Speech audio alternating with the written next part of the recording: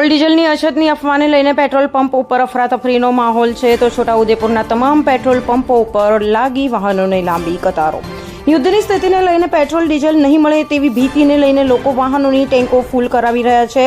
સ્થિતિને ધ્યાને લઈને જિલ્લા પુરવઠા અધિકારી પહોંચ્યા પેટ્રોલ પંપ ઉપર। જિલ્લા પુરવઠા અધિકારીઓએ લોકોને અફવાઓમાં આવીને પેનિક ન થવા અપીલ કરી હતી। દરેક પેટ્રોલ પંપ ઉપર પૂરતો જથ્થો હોવાની હૈયાધારણા આપી હતી। રિપોર્ટર ચિરાગ ગુપ્તા, છોટાઉદેપુર।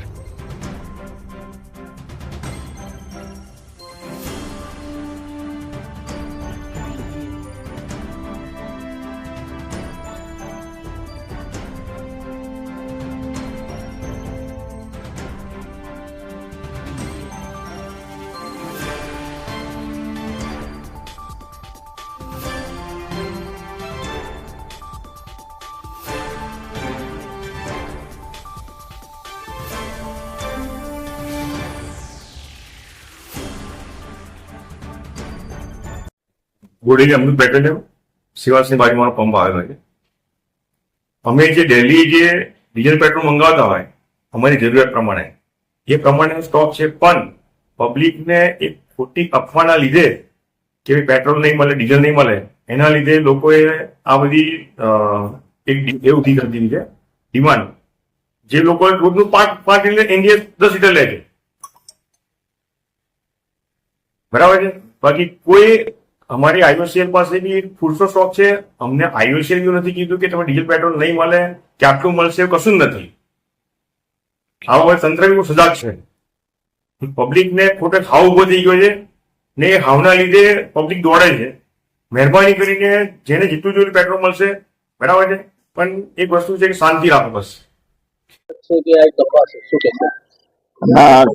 પેટ્રોલની ખરેખર અછત નથી, પરંતુ હાલમાં પણ હું અત્યારે છોટાઉદેપુરના જે વિસ્તાર છે માજમરી પેટ્રોલ પંપ સાથે ત્યાં પણ હું તપાસ માટે આવ્યો છે જે લોકોની અફવાના લીધે।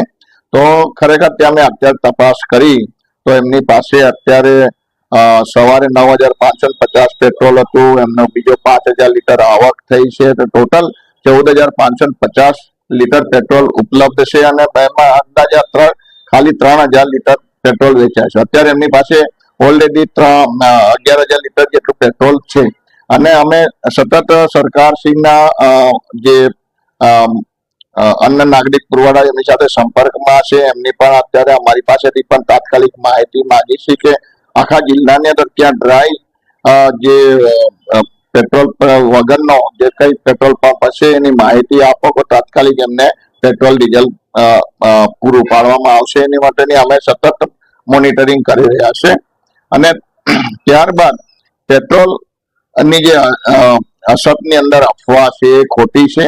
એટલે મારે ખાસ નાગરિકોને વિનંતી કરવાની છે કે પેટ્રોલ બાબતે કોઈ પણ જાતની અફવામાં ન આવો અને તમને પેટ્રોલની કોઈ પણ જાતની આની કમી છે। અમે સેલ્સ મેનેજર, સેલ્સ ઇન્સ્પેક્ટર જે કંપની છે એમની જોડે પણ સતત સંપર્કમાં છે, તો એમની સાથે પણ એમણે કીધું કે અમે ગમે ત્યારે પેટ્રોલ પંપ જે ડિમાન્ડ કરશે એટલે અમે પેટ્રોલ એમની પહોંચાડી દેશું। હાલની તમને વાત કરું તો આમની પાસે ખાલી 15,000 લીટર જે કેપેસિટી છે, કેપેસિટીની ઉપર તો એ લોકો પેટ્રોલ આપવાના નથી, તો કેપેસિટી પ્રમાણે અમને પેટ્રોલ પૂરું પાડવામાં આવેલું જ છે।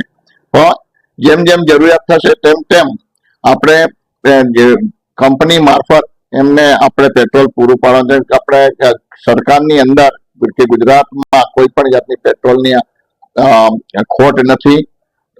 હાલ જે લાંબી લાઈનો લાગે છે તેનું મુખ્ય કારણ શું?